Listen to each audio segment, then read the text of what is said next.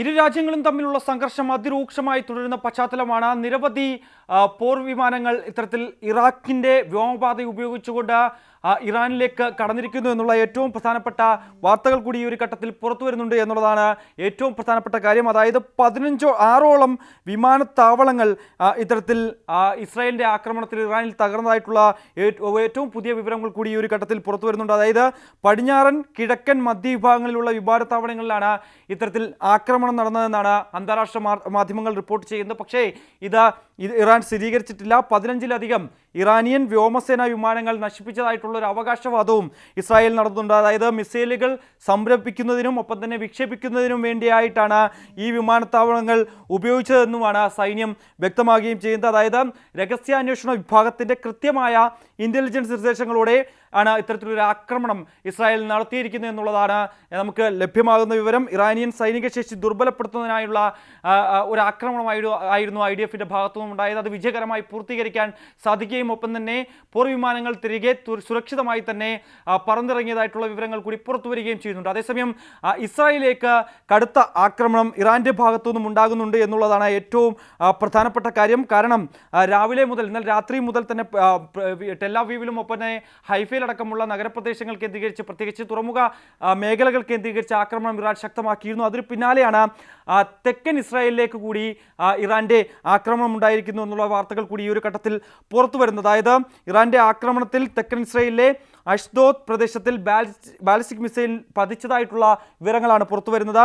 ഇതിൽ വലിയ നാശനഷ്ടങ്ങൾ ഉണ്ടായിട്ടുണ്ട്. പക്ഷേ ആർക്കെങ്കിലും പരിക്കേറ്റിട്ടുണ്ടോ അല്ലെങ്കിൽ ആരെങ്കിലും അതീവ ഗുരുതരമായിട്ടുണ്ടോ തുടങ്ങിയ കാര്യങ്ങളെക്കുറിച്ചൊരു വ്യക്തത ഇനിയും വന്നിട്ടില്ല എന്നുള്ളതാണ്. അതായത് ഇസ്രായേലിൻ്റെ നഗരങ്ങളായ നഹരിയ, ഗഷർ ഹാസിഫ്, ഹില, മിയോണ, മിലിയ തുടങ്ങിയ നഗരങ്ങളിൽ ഇത്തരത്തിൽ തുടർച്ചയായി സൈറണുകൾ മുഴങ്ങുന്നതായിട്ടുള്ള റിപ്പോർട്ടുകൾ കൂടി പുറത്തു വരുന്നുണ്ട്. ഇറാനിൽ നിന്ന് ഏകദേശം 15ഓളം ബാലിസ്റ്റിക് മിസൈലുകൾ ഇസ്രായേലിലേക്ക് വിക്ഷേപിച്ചതായിട്ടാണ് പ്രാഥമികമായ IDF ഇപ്പോൾ സ്ഥിരീകരിക്കുന്നത്. അതായത് 40 മിനിറ്റിനുള്ളിൽ തന്നെ ഒന്നിലധികം തവണ മിസൈലുകൾ വിക്ഷേപിച്ചതായും ഇത് ഏറ്റവും ദൈർഘ്യമേറിയ ഇറാൻ മിസൈൽ ആക്രമണങ്ങളിൽ ഒന്നാണ് എന്നുകൂടി IDF വ്യക്തമാക്കുകയും ചെയ്യുന്നു. എന്തായാലും ഞാൻ നേരത്തെ സൂചിപ്പിച്ച പോലെ തന്നെ ഈ ആക്രമണത്തിൽ മറ്റു തരത്തിലുള്ള ഏതെങ്കിലും ആളുകൾക്ക് പരിക്കേറ്റതായിട്ടുള്ള സംബന്ധിച്ചുള്ള വിശദാംശങ്ങൾ പുറത്തു വന്നിട്ടില്ല.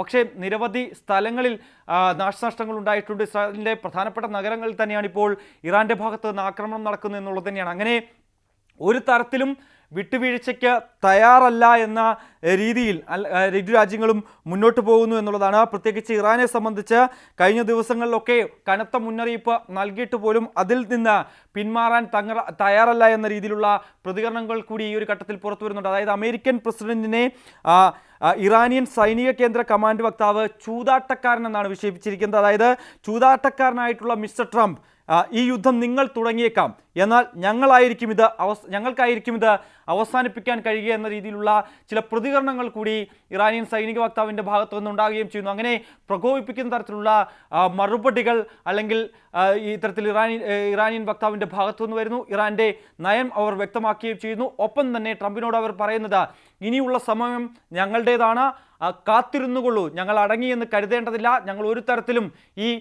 ഈ വിഷയത്തിൽ നിന്ന് പിന്നോട്ട് പോകില്ല. കാരണം ഞങ്ങളെ ആദ്യം ആക്രമിച്ചത് ഇസ്രായേലാണ്, അതിന് പിന്നാലെ അമേരിക്കയുടെ ഒരു ആക്രമണം ഉണ്ടാകുന്നു. അതുകൊണ്ട് തന്നെ തക്കതായ തിരിച്ചടി ഈ രണ്ട് രാജ്യങ്ങൾക്കും നൽകാൻ ഞങ്ങൾ സന്നദ്ധരാണ്.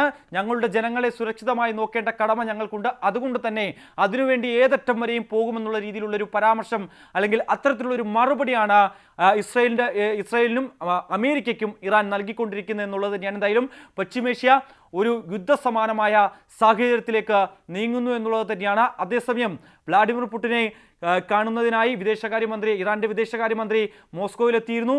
അല്പസമയത്തിനകം തന്നെ ഇവർ തമ്മിലുള്ള കൂടിക്കാഴ്ചകൾ നടക്കും. അതിൽ എന്ത് നിലപാടായിരിക്കും ഇക്കാര്യത്തിൽ റഷ്യ സ്വീകരിക്കാൻ പോകുന്നത്, പുടിൻ സ്വീകരിക്കാൻ പോകുന്നത്, ഏതെങ്കിലും തരത്തിലൊരു പരസ്യ പിന്തുണയിലേക്ക് നേരത്തെ തന്നെ അവർ ഒരു പിന്തുണ അറിയിച്ചിരുന്നു.